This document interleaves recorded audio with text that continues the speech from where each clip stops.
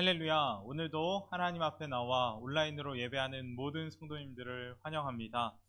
특별히 오늘은 성탄절입니다. 이 땅에 오신 그 아기 예수님을 기억하며 오늘 함께 은혜 나누겠습니다. 자, 기도함으로 새벽 예배 시작하겠습니다. 하나님 감사합니다. 오늘도 하나님 앞에 나와 온라인으로 예배하게 하시니 감사를 드립니다. 오늘 나누는 말씀을 통해 저희가 하나님을 잘 알아가게 하시고 저희를 향한 하나님의 마음을 깨닫게 하여 주셔서 하나님 한 분으로만 만족하고 기뻐하는 그냥 은혜의 시간이 되게 하여 주옵소서. 오늘 함께 하실 것 믿사오며 예수님의 이름으로 기도합니다. 아멘. 오늘 함께 은혜 나눌 말씀은 로마서 5장 12절부터 21절까지의 말씀입니다.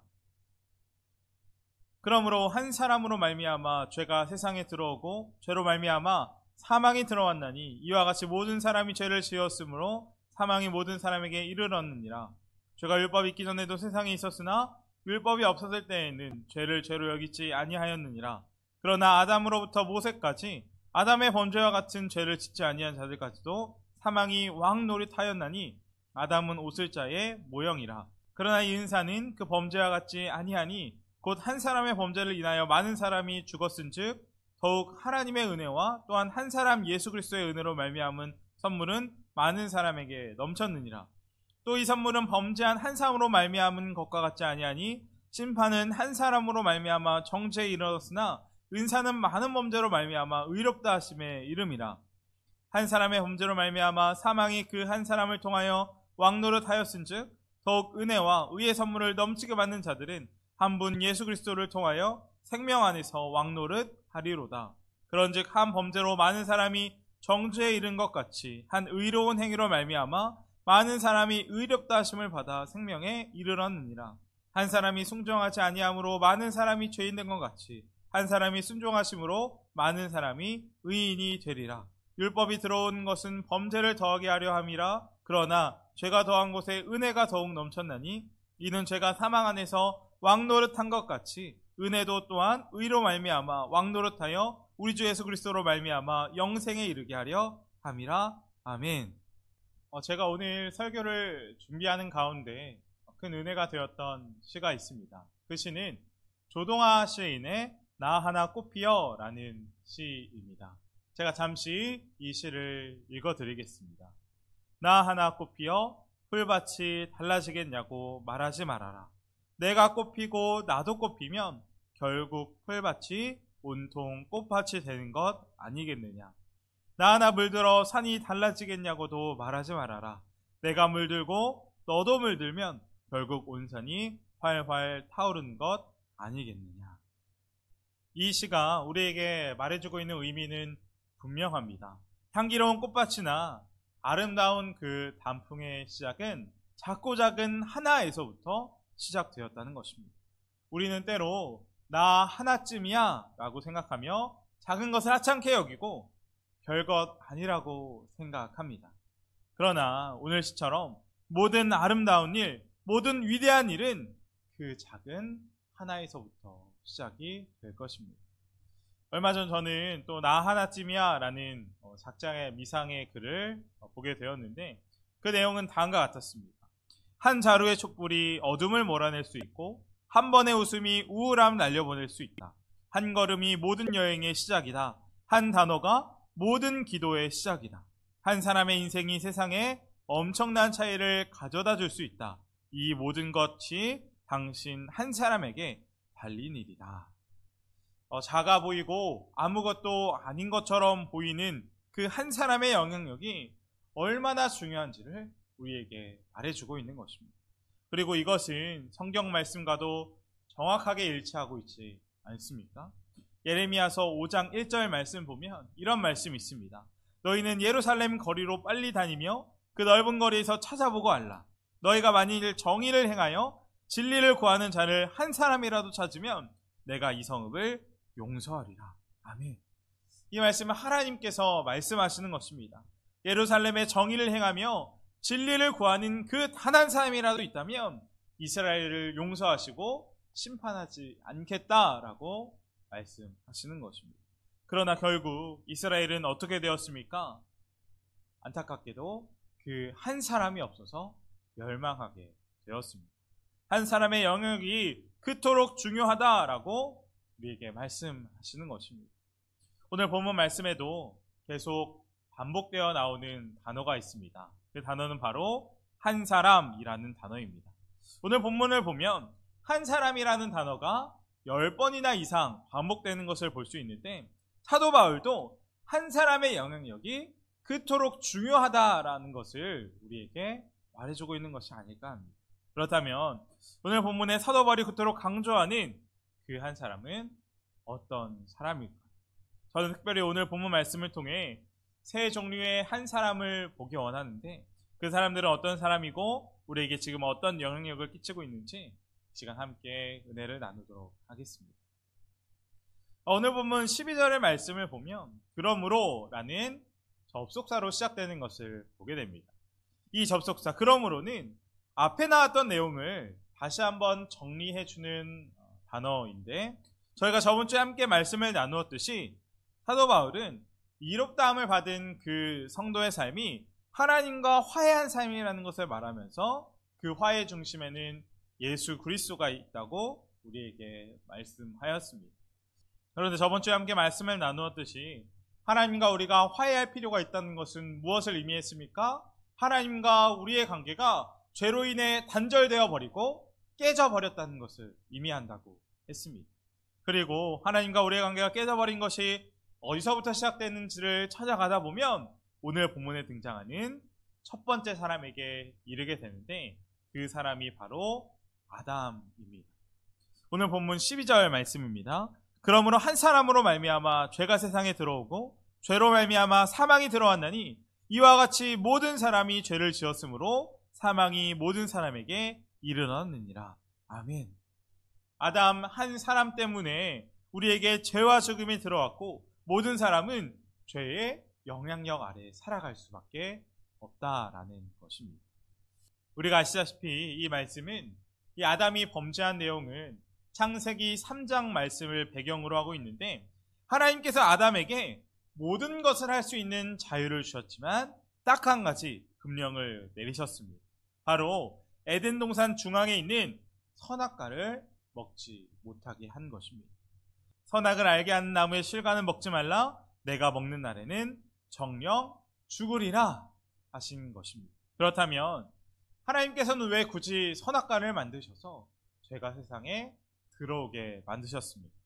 우리가 생각하기에 선악과를 동산 중앙에 말고 구석에 만들거나 또 아예 만드지 않았다면 죄도 없었을 것 아닙니까? 그러나 우리가 다 알다시피 이 선악과는 반드시 필요한 것이었습니다. 왜냐하면 하나님은 선악과를 통해 아담과 하와가 하나님께서 주인 되시고 왕 되신다는 것을 알기 원하셨기 때문입니다. 예를 들어보면 이런 것입니다. 저는 얼마 전에 결혼을 했습니다. 결혼을 하려면 가장 필요한 것이 있습니다. 분명 가구도 필요하지만 그 전에 가장 필요한 것은 바로 집입니다. 그래서 제가 은행에 가서 대출을 받아 전세로 집을 얻었습니다. 이제 살 집이 생긴 것입니다. 저는 이제 집에서 무엇을 하든지 상관없습니다. 가장 편안하고 안식을 주는 곳이 저희 집이 된 것입니다. 그런데 제가 제 집에서 그렇게 편하게 있고 쉼을 누리지만 사실 이 집의 주인은 누구입니까?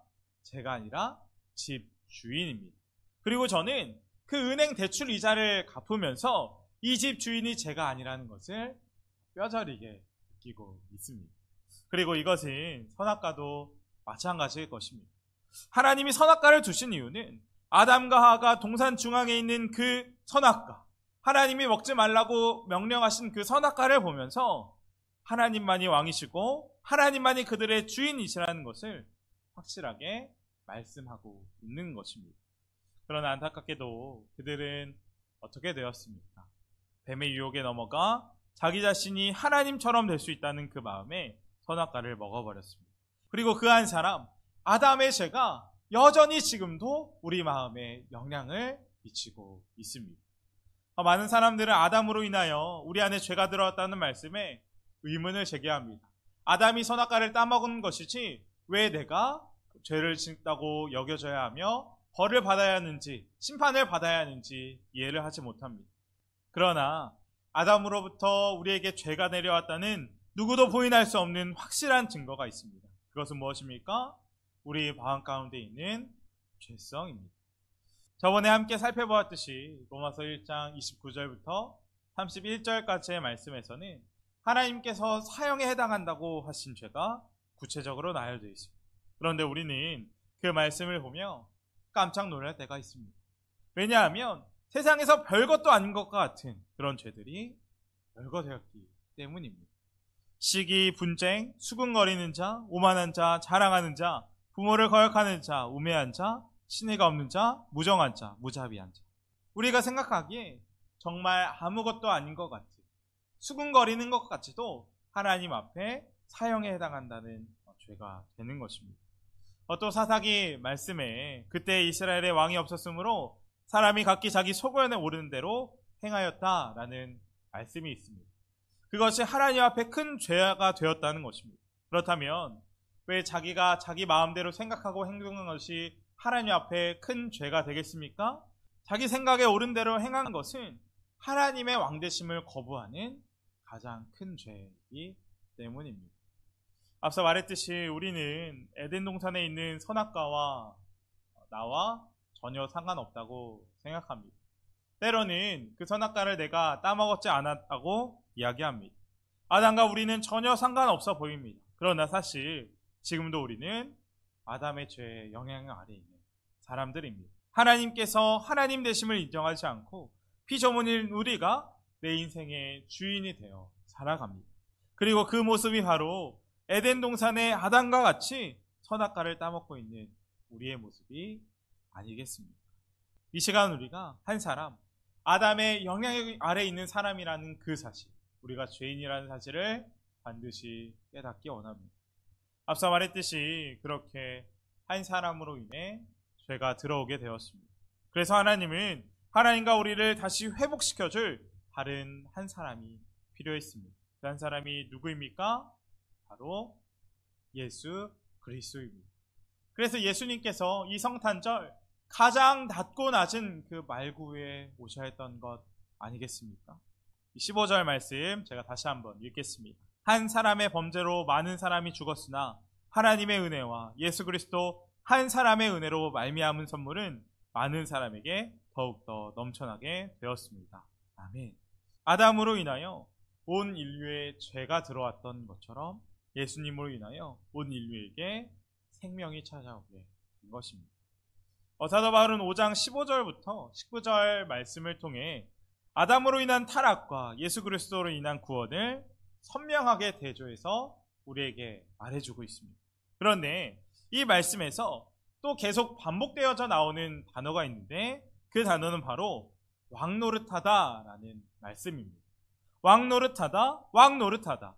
이 말씀이 5번이나 반복되는데 바울의 왕노릇하다라는 말씀을 통해서 우리에게 강조하고자 하는 그 포인트가 무엇이겠습니까?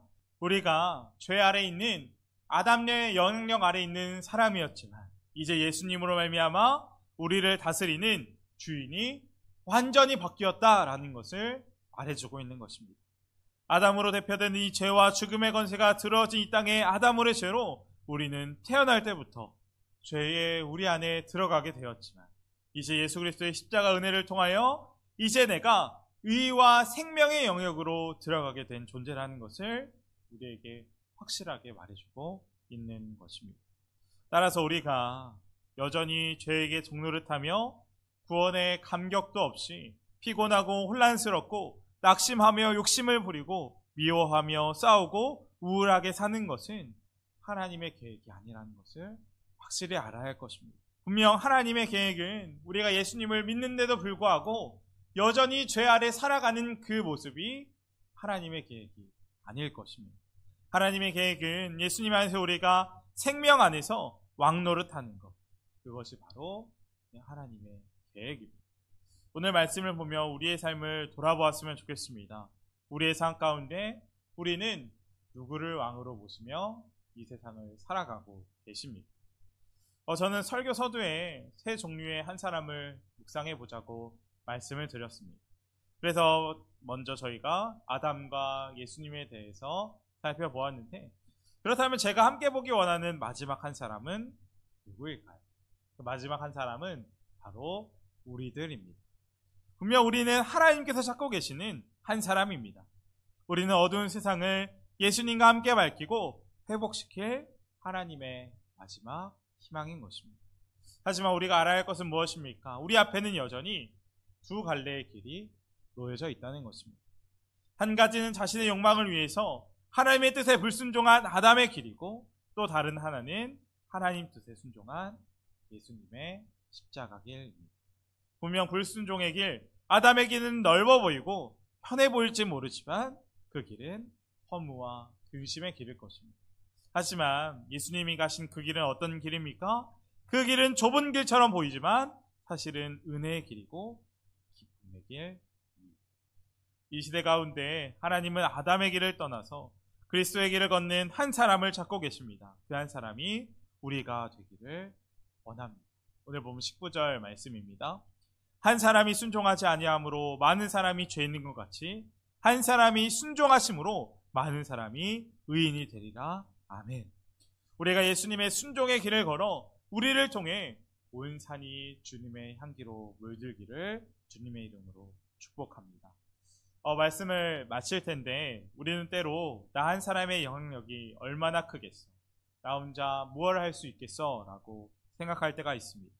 덕이 죄가 가득한 세상을 살아가고 있는 우리들은 그 죄 앞에, 그 어두운 가운데 아무것도 할 수 없을 것 같이 위축될 때도 있습니다. 그러나 오늘 말씀을 읽었듯이 죄가 더한 곳에 은혜가 넘쳐난다고 이야기하고 있습니다. 죄가 아무리 크다 할지라도 모든 것을 이기는 하나님의 은혜가 더욱 크다는 말씀입니다. 또한 하나님이 함께 하시는 한 사람에게는 능치 못할 일이 없다는 사실을 우리는 반드시 기억해야 할 것입니다. 분명 성탄절 임마누엘이라고 하시지 않습니까?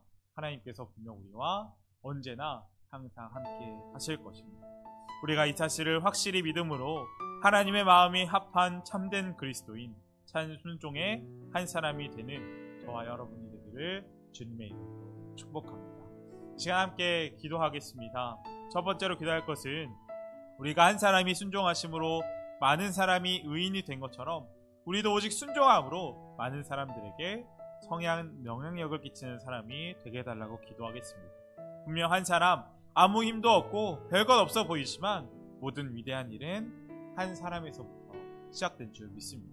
하나님께서 함께 해주셔서 우리가 주님이 가신 그 길을 따라가는, 잘 따라갈 수 있는 한 사람, 은혜로 살아가는 한 사람이 되게 해달라고 시간 기도하겠습니다. 두 번째로 기도할 것은 날씨가 춥습니다. 동대문의 가족들의 건강을 위해 기도해 주시고, 특별히 환우분들 있습니다. 환우분들이 하나님의 은혜 안에 빨리 회복될 수 있도록 함께 기도해 주시면 감사하겠습니다. 자, 기도함으로 오늘 모든 예배 마치겠습니다. 기도하겠습니다. 하나님 아버지, 오늘 말씀을 보며 한 사람이 얼마나 중요한지 다시금 기억하게 됩니다. 하나님, 저희가 예수님의 그 순종하심을 따라 하나님 앞에 순종하는 한 사람이 되기 원합니다. 주님만 바라보고 주님만 붙잡는 은혜의 한 사람이 되기 원합니다. 성령 하나님, 저희와 함께하여 주셔서 더 이상 죄의 종이 아닌 주님만이 저희 삶의 왕이 되는 역사가 일어나게 하여 주옵소서. 이 모든 말씀 예수님의 이름으로 기도합니다. 아멘.